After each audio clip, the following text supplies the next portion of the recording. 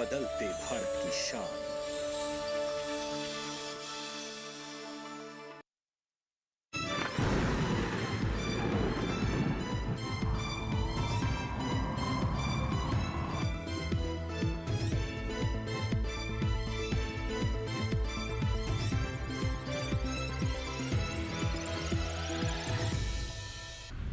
नमस्कार, स्वागत है आपका मौसम खबर में। मैं हूं अंजू सिंह। मौसम खबर में हम आपको जानकारी देंगे अगले 24 से 48 घंटों में कैसा रहेगा मौसम का हाल, कहां चलेंगी तेज़ हवाएं, तापमान की स्थिति क्या रहेगी, कहां कोहरा छाएगा, कहां चलेंगी शीतलहर और इसके अलावा कहां पड़ सकता है पाला। साथ ही हम ये भी जानेंगे कि कब तक ठंड से राहत मिल सकती है। जैसा कि आप जानते हैं पूरे उत्तर भारत में कड़ाके की ठंड पड़ रही है। ऐसे में हर किसी की मौसम विभाग पर नज़र है कि जानकारी मिले कि इस कड़ाके की ठंड से कब राहत मिलेगी। और इस पर और विस्तार से बातचीत करने के लिए हमारे साथ मौजूद हैं भारत मौसम विज्ञान विभाग के निदेशक एम महापात्रा जी। सर, बहुत बहुत स्वागत है मौसम खबर में आपका।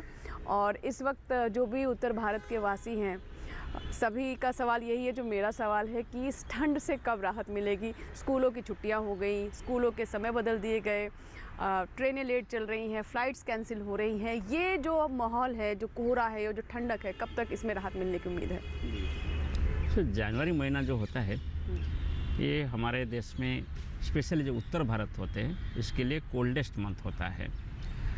और टेम्परेचर अभी जो चल रहा है दिल्ली में फॉर एग्जांपल 6 डिग्री के आसपास चल रहा है रात का न्यूनतम तापमान जी। और ऐसे ही कंडीशन है पूरा उत्तर भारत का। आप देखेंगे कुछ इलाके में कोल्ड वेव कंडीशन चल रहा है, यानी टेम्परेचर 5 से 6 डिग्री सेल्सियस बिलो नॉर्मल है। और दिन की बात करें तो दिन का तापमान लगभग पास्ट 2 वीक्स नॉर्मल से नीचे चल रहा है, लगभग 4 से 6 डिग्री सेल्सियस कहीं कहीं। इसलिए कोल्ड डे कंडीशन से ज़्यादा प्रभावित कर रहे हैं compare to cold wave conditions. यानी रात का तापमान सामान्य से कभी नीचे और सामान्य के आसपास रहता है, मगर दिन का तापमान सामान्य से नीचे कंटिन्यूसली पास्ट 2 वीक्स है। इसीलिए हम सब जैसे दिन में हम ज़्यादा एक्सपोज होते हैं, हम लोग को ज़्यादा ठंड लग रहा है। और कोहरा की बात करें, कोहरा भी कंटिन्यूसली पास्ट 10 to 15 डेज हम देख रहे हैं, मगर कोहरा सिर्फ मिडनाइट के बाद शुरू हो रहा है, माने जो वेरी डेंस फॉग होता है, और सुबह 9:30-10 o'clock तक कंटिन्यू कर रहा है। इसके बाद कोहरा धीरे धीरे कम हो रहा है और सनलाइट भी आ रहे हैं। और ये कोहरा की वजह से जो विजिबिलिटी है, माने हॉरिजॉन्टली आप कितना दूर देख पाएंगे कहाँ बैठ के, इसको हम विजिबिलिटी बोलते हैं। वो विजिबिलिटी कम होते हुए सुबह की टाइम अराउंड 5:30 और 6 जीरो हो जाता है। और जब विजिबिलिटी कम हो जाता है, हमारा जो ट्रेन चलता है उनमें स्पीड कम हो जाता है क्योंकि दिखाई नहीं देता है रेलवे लाइंस। और इसके साथ साथ जो सरफेस ट्रांसपोर्ट जैसे व्हीकल्स वगैरह चलते हैं नेशनल हाईवे की, स्टेट हाईवे में, कोई भी रास्ता में, उन लोगों का भी परेशानियां होता है और स्पीड कम करना पड़ता है। स्पीड कम नहीं करने से एक्सीडेंट्स भी बहुत होता है। जी जी। और एयर ट्रैफिक की बात करें, जो कोई भी एयरक्राफ्ट जब फ्लाई करता है उनके लिए अच्छा विजिबिलिटी चाहिए लैंडिंग के लिए और टेक ऑफ के लिए। जहाँ इंस्ट्रूमेंटल लैंडिंग फैसिलिटी है, विजिबिलिटी इंस्ट्रूमेंट्स के जरिए मेजर किया जाता है भारत मौसम विज्ञान विभाग द्वारा लगभग सभी एयरपोर्ट में। ऐसे भी इंफॉर्मेशन को दिया जाता है। जैसे पर दिल्ली की बात करें तो आप कुछ एयरपोर्ट ऐसे हैं जो कि लोएस्ट विजिबिलिटी के साथ, जैसे 300 मीटर से कम विजिबिलिटी होते हुए भी वो लैंडिंग कर सकते हैं, टेक ऑफ कर सकते हैं। मगर ऐसे कुछ एयरक्राफ्ट होते हैं जिसके पास कंप्लीट इंस्ट्रूमेंटल लैंडिंग सिस्टम ऐसे नहीं होता है जो कि लो विजिबिलिटी में लैंडिंग कर सके, उनके लिए ज़्यादा परेशानी हो जाता है। और जब ऐसे सिचुएशन कंटिन्यूसली प्रिवेल कर रहा है, इसका पूर्वानुमान हम लोग दे रहे हैं और इसको देखते हुए फ़्लाइट प्लानिंग में किया जाता है। फिर भी जैसे ज़्यादा से ज़्यादा लोग अभी फ़्लाइट में यातायात कर रहे हैं, ट्रेन में यातायात कर रहे हैं, और थोड़ी सी डिस्ट्रप्शन होने से कंजेशन बढ़ जाता है, इसलिए प्रॉब्लम हो जाता है। बिल्कुल सर, जैसा कि आपने बताया कि कोहरे की वजह से विजिबिलिटी भी प्रभावित हो रही है। कई बार शून्य विजिबिलिटी होती है, जिसके चलते चाहे वो रेल हो या फिर हवाई यातायात है, उसके परिचालन में काफ़ी प्रभाव पड़ रहा है। अब अगला सवाल ये है कि इस स्थिति से पहले तो हम कोहरे की बात कर लेते हैं कि कोहरे से हमें कब तक राहत मिल सकेगी, क्योंकि बहुत अब लॉन्ग वीकेंड्स हैं और लोग बाहर आना जाना भी चाहते हैं, तो मौसम विभाग पर नज़र रहती है कि पता चले कब हालात बेहतर होंगे।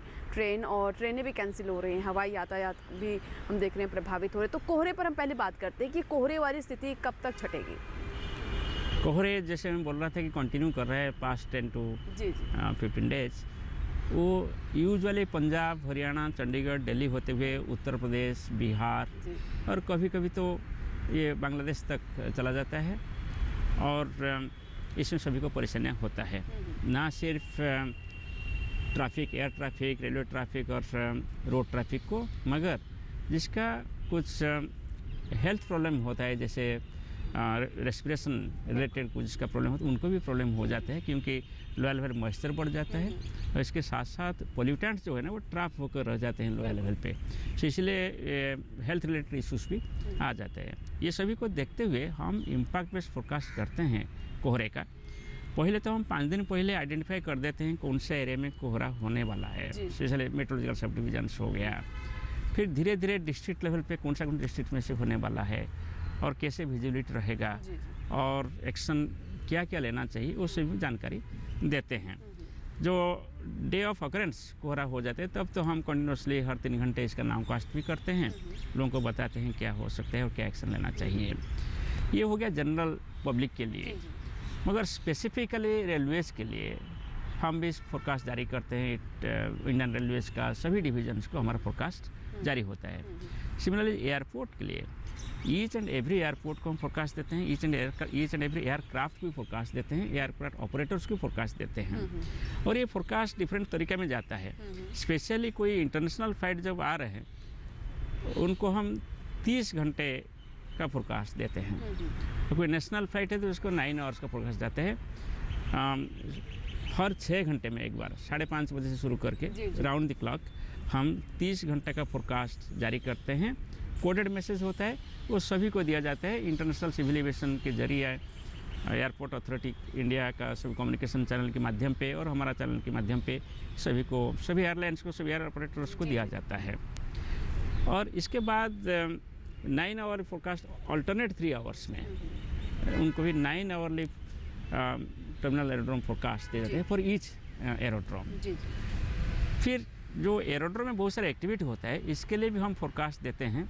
इसको हम बोलते हैं एरिया फोरकास्ट, माने जो बड़ा एरिया के लेकर 75 किलोमीटर से अराउंड को फोरकास्ट होता है। देन और लोकल फोरकास्ट स्पेसिफिक एरोड्रोम के लिए ये लोकल फोरकास्ट भी जारी होता है, वो हर दिन इशू होता है फॉर नेक्स्ट 24 आवर्स इशू करते हैं।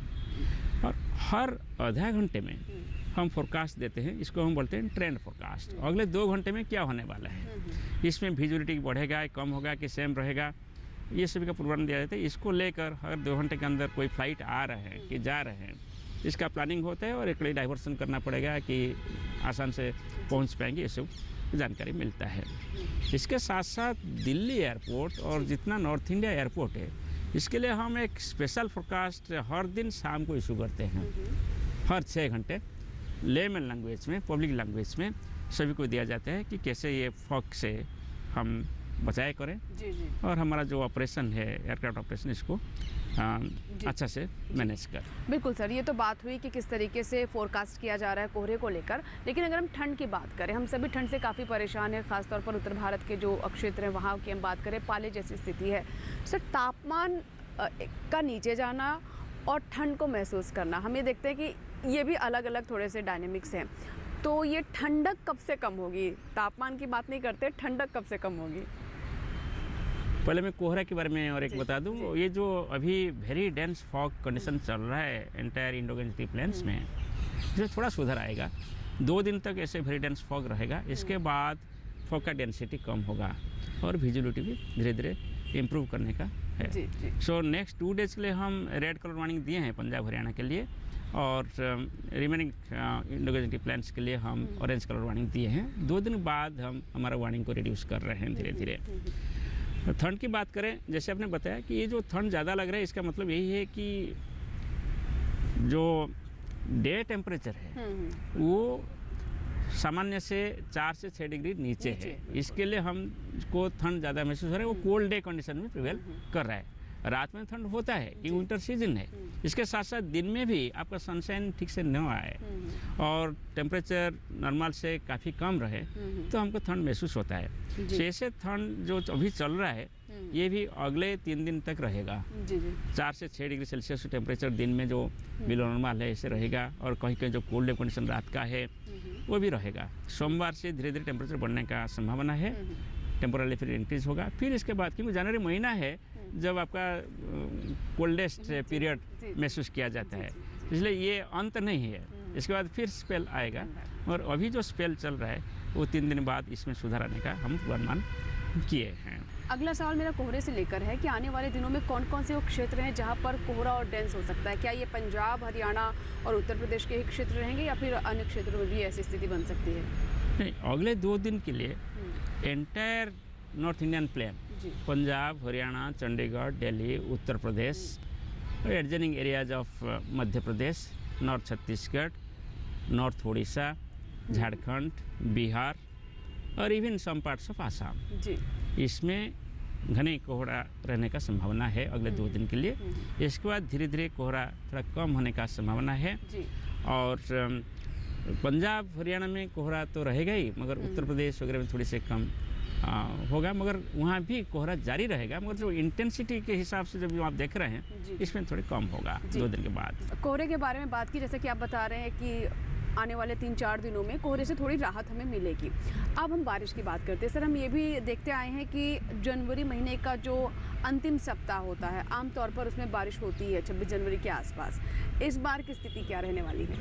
अभी एक वेस्टर्न डिस्टर्बेंस 25 तारीख और 26 तारीख को अप्रोच कर रहा है नॉर्थ ईस्ट इंडिया, जिसकी वजह से हमने बोला कि टेम्परेचर राइज होगा आफ्टर 3 दिन बाद कुछ हद तक, मगर इसका जो प्रभाव रहेगा ये सीमित रहेगा जम्मू एंड कश्मीर, हिमाचल, उत्तराखंड के ऊपर। जहाँ तक वहाँ हम स्नोफॉल एक्सपेक्ट कर रहे हैं और मैदानी इलाका में इसके प्रभाव में कोई बारिश होने का संभावना नहीं है। इसलिए जो हमारे रिपब्लिक डे है उसमें दिल्ली में उस टाइम कोई बारिश होने का संभावना नहीं है और कोहरा अभी जैसे चल रहा है यहाँ से कम रहने का उम्मीद किया जा रहा है। मगर मैं आपको बोल के रखूँ कि दिसंबर महीना में भी वेरी स्कैंटी स्नोफॉल हुआ था हमारे वेस्टर्न हिमालयन रीजन पे और जनवरी महीना में भी अभी तक तो कुछ हुआ ही नहीं। इसलिए बहुत प्रतीक्षित है कि ऐसे कुछ बराबरी आए, मगर एक्सपेक्टेशन ज़्यादा नहीं है। ये सिर्फ जम्मू एंड कश्मीर, उत्तराखंड में कुछ लिमिट रहेगा। प्लेन एरिया में कोई ऐसे बारिश होने का संभावना नहीं है।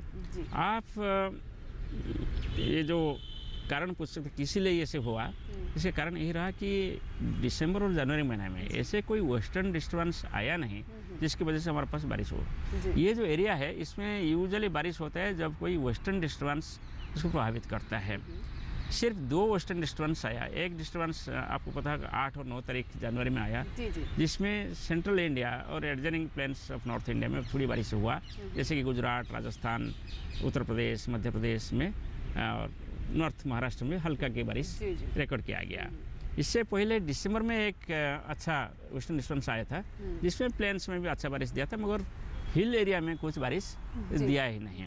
इसलिए जो वेस्टर्न हिमालयन रीजन है वो continuously very scanty snowfall activity साथ डेफिशिएंट लेवल पे चल रहा है अभी तक। और इसको आप कंपेयर करें over the periods, December to February जो पीरियड होता है, जो बारिश होता है, ये हमारा पूर्वानुमान भी हम जारी किए हैं। पूर्वानुमान के हिसाब से जम्मू एंड कश्मीर और एडजनिंग एरिया में हम डेफिशिएंट रेनफॉल को पूर्वानुमान किए हैं। और जो ट्रेंड दिखाई दिया, आप 1990 से आप आंकड़ा लेंगे कितना टोटल प्रेसिपिटेशन होता है इस एरिया में, जम्मू एंड कश्मीर, हिमाचल, उत्तराखंड में, ये दिखाया गया कि एक डिक्रीजिंग ट्रेंड है। जब प्रेसिपिटेशन में डिक्रीजिंग ट्रेंड होता है इसका मतलब होता है कि बहुत सारे सालों में आपको रेनफॉल या प्रेसिपिटेशन, स्नोफॉल नॉर्मल से कम होने का संभावना है। और इस बार भी ऐसे ही हो रहा है कि ये अभी तक स्नोफॉल नॉर्मली जितना होता है इससे काफ़ी हद तक कम है। बिल्कुल सर, स्नोफॉल की बात कर लेते हैं, बर्फबारी की। तो पहाड़ों में लोग बहुत बेसब्री से इंतज़ार कर रहे हैं और जो बर्फ़बारी देखने के शौकीन होते हैं, जो हमारे सैलानी हैं, वो भी इंतज़ार कर रहे हैं। तो क्या इस बार, क्योंकि अब तो जनवरी भी ख़त्म होने को आया, क्या अभी भी उस तरह की हम स्नोफॉल की उम्मीद कर सकते हैं, बर्फ़बारी की उम्मीद कर सकते हैं? जैसे आपने बताया सिर्फ लास्ट वीक 25 से शुरू करके उसी पीरियड में कुछ बर्फबारी की हम आशा रख सकते हैं जम्मू एंड कश्मीर और एडजॉइनिंग एरियाज हिमाचल प्रदेश वगैरह में। नहीं तो इससे पहले ऐसे कोई बर्फबारी होने का संभावना नहीं है। सर, अब बात कर लेते हैं शीतलहर की, कोल्ड वेव्स की, और हमने देखा भी कि काफ़ी जगहों पर कोल्ड वेव्स चल रही हैं। क्या अभी भी ये सिलसिला जारी रहेगा या इसमें भी कुछ राहत मिलेगी? और अगर कोल्ड वेव्स अभी भी रहेंगी तो कौन कौन से क्षेत्र हैं जो इसके प्रभाव में रहेंगे? अगले 3 दिन के लिए कोल्ड डे कंडीशन से ज़्यादातर हिस्सा में पंजाब, हरियाणा, चंडीगढ़, दिल्ली और उत्तर प्रदेश में दिखाई दे रहा है। यानी नेक्स्ट 3 डेज के लिए दोनों कोल्ड वेव और कोल्ड डे कंडीशंस जारी है, इसलिए ज़्यादा ठंड का महसूस हो रहा है। बिल्कुल सर, जैसे डेंस फॉग भी है, आपने भी बताया कि अभी भी स्थिति रहेगी, कुछ क्षेत्रों में ठंडक भी महसूस होगी। कुछ क्षेत्र हैं जहाँ पर बर्फ़बारी की भी उम्मीद कर रहे हैं साल की इस महीने के अंत तक। तो ऐसे में हमारे किसान, आम नागरिक क्या सलाह देना चाहेंगे उन्हें इस मौसम की जो स्थिति है उसको देखते हुए? हम यही सलाह देंगे कि हम अपना यत्न लेना चाहिए, हम हमारे बॉडी को कवर करके रखना चाहिए, और जैसे कि ठंड के ज़रिए हमारा कोई हेल्थ प्रॉब्लम ना हो, और उष्ण पानी माने ल्यूकवार्म वाटर पीना चाहिए, गर्म पानी के साथ गर्म खाद भी लेना चाहिए। इसके साथ साथ बाहर इतना घूमना नहीं चाहिए ठंड के अंदर। जी। और जो हमारा जो फसल है जो ठंड से प्रभावित हो सकते हैं, इसके लिए भी कदम लेना चाहिए। और जो लाइफ स्टॉक्स होते हैं उनके भी हम लोग केयर लेना चाहिए, जैसे वो कोल्ड से प्रभावित ना हो। बिल्कुल सर, तो ये सलाह थी आम नागरिकों के लिए, किसानों के लिए, वो लोग जो घूमने के शौकीन हैं उन्हें भी सलाह दी जा रही है कि एक्सट्रीम कंडीशंस में आप बाहर ना निकलें, अपने स्वास्थ्य का ख्याल रखें, अपने आप को पूरा ढक कर रखें। हमारे पशुपालक अपने पशुओं के आहार आवास का ध्यान रखें, और किसान अपने फसलों में, जो कृषि वैज्ञानिक हैं, ऐसे ठंड की स्थिति में जो वैज्ञानिक सलाह है उसका पालन ज़रूर करें। सर, समय निकालने के लिए और दूरदर्शन किसान से बात करने के लिए बहुत बहुत धन्यवाद। धन्यवाद।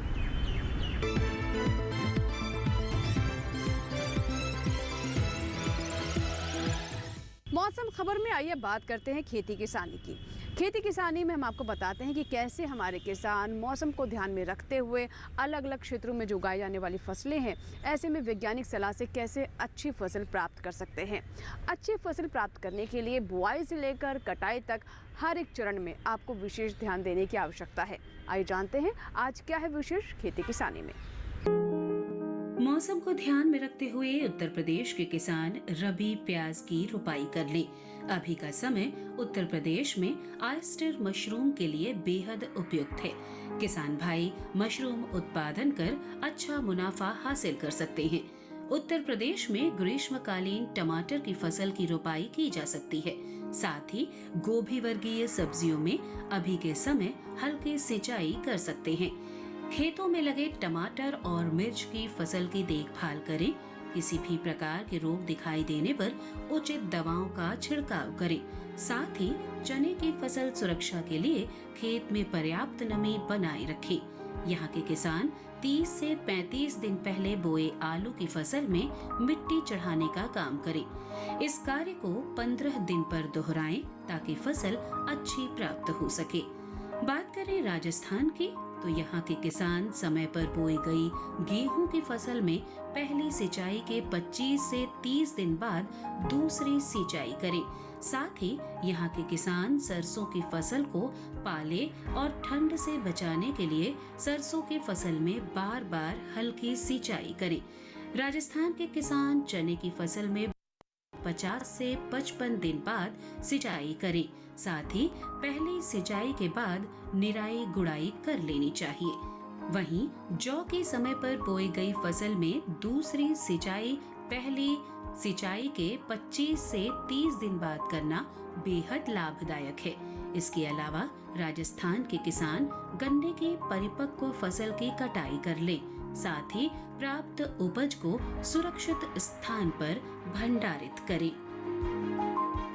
2 से 3 दिनों के दौरान उत्तर पश्चिम एवं मध्य भारत के कई राज्यों जैसे कि पंजाब, हरियाणा, हिमाचल प्रदेश, राजस्थान एवं मध्य प्रदेश में कुछ स्थानों पर शीतलहर जारी रहने की संभावना है। इसके साथ उत्तराखंड में कुछ स्थानों पर पाला पड़ने की संभावना भी बनी हुई है। इसको देखते हुए गेहूं, आलू, मटर और फूल गोभी इत्यादि फसलों और बागवानी फसलों में हल्की सिंचाई करने की सलाह दी जा रही है। इसके साथ साथ केले के गुच्छों को पॉलीथीन या सूती कपड़ों से ढकना ना भूलें। ठंड से बचाव हेतु फसलों में मल्चिंग का प्रयोग कर सकते हैं। राजस्थान में सरसों की फसल में 0.1% सल्फ्यूरिक एसिड के घोल का छिड़काव भी किया जा सकता है। किन्नू के छोटे पौधों को पॉलीथीन एवं पुआल से भी ढक सकते हैं। पंजाब में नर्सरी के जो नए पौधे हैं उनको ढक दें तथा उनमें हल्की सिंचाई प्रदान कर सकते हैं। छोटे पौधों को घास और पुआल से ढककर तापमान में गिरावट से होने वाले नुकसान से बचाया जा सकता है। आलू में हल्की सिंचाई भी दे सकते हैं। हरियाणा में गेहूं, सरसों, चना, जौ इत्यादि फसलों को ठंड से बचाव हेतु तो हल्की सिंचाई दे सकते हैं। हिमाचल प्रदेश में सब्जियों में शाम के समय हल्की सिंचाई दी जा सकती है। इसके अतिरिक्त उनकी कतारों में घास द्वारा मल्चिंग भी कर सकते हैं। इसके अतिरिक्त उत्तर भारत के कुछ राज्यों जैसे कि पंजाब, हरियाणा, दिल्ली, उत्तर प्रदेश, उत्तरी राजस्थान, मध्य प्रदेश, उड़ीसा, बिहार एवं उत्तर पूर्वी राज्यों के कुछ हिस्सों में घने कोहरे की स्थिति भी बनी रहेगी। इस प्रकार के मौसम में अनेक प्रकार के कीट एवं रोगों की संभावना बढ़ जाती है। अतः किसान भाइयों से अनुरोध है कि खड़ी फसलों की निगरानी करते रहें। झुलसा रोग की संभावना को देखते हुए आलू, टमाटर और प्याज इत्यादि में निगरानी नियमित रूप से करें और जहां पे भी लक्षण दिखाई दें कृषि मौसम वैज्ञानिकों की सलाह से उचित पौध संरक्षण उपाय करें। जम्मू कश्मीर में गेहूं, मटर तथा सरसों में आवश्यकता अनुसार सिंचाई प्रदान कर सकते हैं। आलू की कटाई का कार्य भी जारी रखा जा सकता है। प्याज एवं लहसुन जैसी फसलों में निराई एवं गुड़ाई कार्य भी कर सकते हैं। मध्य प्रदेश में इस समय की मौसम की परिस्थिति को ध्यान में रखते हुए 55 से 60 दिन पहले बोई गई सरसों की फसल में सिंचाई प्रदान करें। चने की फसल अगर फूल आने की अवस्था में हो गई हो तो सिंचाई स्थगित कर दें। मटर, आलू, लहसुन, फूल गोभी, पत्ता गोभी, मूली इत्यादि फसलों में समय पर सिंचाई देते रहें। आइए हम नजर डालते हैं आज की फसल पर, जिसमें आज हम आपको जानकारी देंगे धनिया के बारे में। अगर आप धनिया की फसल लेना चाहते हैं तो उसके लिए उचित समय है। धनिया का इस्तेमाल हम दो तरह से करते हैं। हरी धनिया का इस्तेमाल जहां हम सब्जी में करते हैं, इसकी खुशबू को काफ़ी पसंद किया जाता है। वहीं इसके दानों को हम मसाले के रूप में इस्तेमाल करते हैं। अगर आप भी धनिया की फसल लेना चाहते हैं तो आइए देखते हैं हमारी ये रिपोर्ट। धनिये की खेती के लिए दोमट मिट्टी सबसे अच्छी मानी जाती है। इसे अच्छे जीवांश युक्त भारी भूमि में भी उगाया जा सकता है। खेत में जल निकासी का उचित इंतजाम जरूरी है। बोने से पहले खेत को अच्छी तरह जोत ले और मिट्टी को भुरभुरा बना ले। साथ ही मिट्टी को समतल कर ले। आखिरी जुताई में 100 से 120 क्विंटल प्रति हेक्टेयर की दर से गोबर की खाद मिला दे।